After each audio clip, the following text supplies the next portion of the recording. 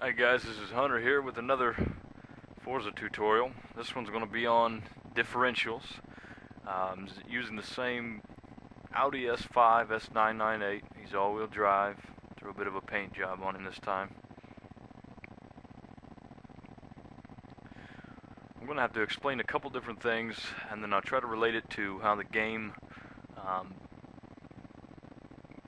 puts the visible changes onto the graphics that you can see, or changes the way the car feels.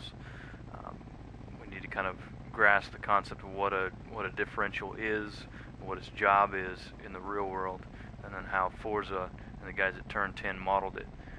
I'm in no way an expert, of course. I'm just going to give you the basic information that might help your understanding of how this works. Let's get the car back here to the start of this little straightaway here. I'll go in and check the actual settings that I'm using. Now this is an all-wheel drive car, so it's going to have a couple more differentials than a normal front-wheel drive or rear-wheel drive car. I'll go in here to the tune settings, the differential settings. Now, of course, you have to have the fully upgradable transmission in this game, or the differentials in this game, so that you can, actually get to these settings here. But in an all-wheel drive car, you've got three differentials: your front, your rear, and the center differential. I'll explain those things in as much detail as I can here in a moment. First, I'm going to explain what a differential is. A differential is a group of gears or cogged wheels that work to change the direction, sometimes the rotational direction, of torque or force in a force of rotation. So if you've got a shaft that's turning and you want it to change direction, if you look here on this graphic, you can see the rear differential very easily. It's this bulky mass here where the drive shaft comes back and joins to the rear axles.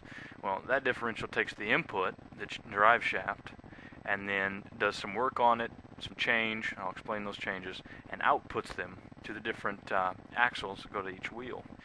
And what a differential does is it changes the direction of the torque on the force and makes it so that you can have a motor mounted a certain way in the car, spinning a drive shaft that's spinning along the length of the car, change that direction to along the width of the car so that we can actually have the tires push the car forward. The second thing a differential does is it controls the amount of, or the ratio of that force applied to each wheel.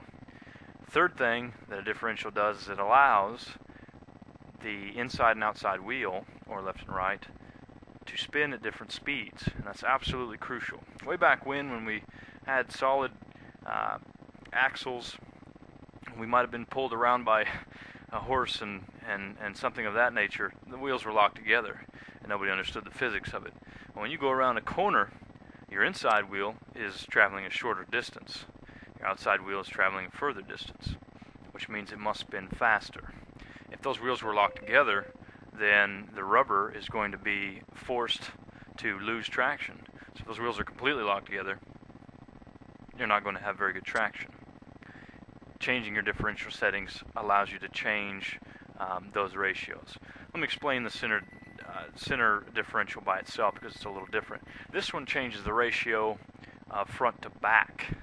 Now, because it's an all-wheel drive car, I have the ability to change the torque more to the back of the vehicle, more to the front, or directly in the center. I choose to have mine a little closer to the rear. I like to have a little more power in the rear of the vehicle. That's completely preference. There's advantages of both, of course.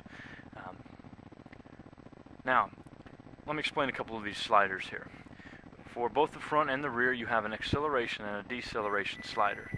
You can make these low or high. And what the low and high, what they're referring to, is the amount of difference between the inside and outside wheels before they lock together, before the differential locks them together. Now, I took the rear and I lowered the acceleration all the way to the lowest setting it can be. That means that it's going to take very little acceleration on the rear differential to lock, very little difference to lock them together. So, get down this straightaway here, and in my first corner, not when I'm slowing down, but when you see me accelerate, those rear wheels are going to be locked together as soon as the computer senses that one of them is spinning faster than the other one. Okay? Because I set it to the lowest, I'm going to do that for demonstration purposes only. This corner was okay. I don't see any problems here. I slowed down a little late here. Slid off the road. I had no control of the rear of the car. You can see the outside wheel sliding because it is being forced to rotate slower than it would normally, or is much slower than it should. The inside wheel kind of had the upper hand there because the turn was banked. Now the same thing could happen. The outside wheel could have the upper hand, and it could make the inside wheel spin faster, which would also make it slide. None of those things are desirable, of course. I'm going to change this up to high. What that means is it's going to tolerate a lot of change between the rotational speed of the wheels. The outside wheel can be spinning much faster than the inside wheel, and it's not going to try to lock them together. You're not going to see a lot of change visible here. Unfortunately, differentials are hard to see, but what you'll see is I don't have as much understeer. You'd say, well, why would anybody want to lock the differentials together? Why they're the wheels together? Why would you want a differential to lock them? That's the best way to get the most power to the ground in a straight line, or even in a corner. It's the best way to get the power to the ground, disregarding completely the fact that you have to turn, because when you lock them together it makes turning much more difficult.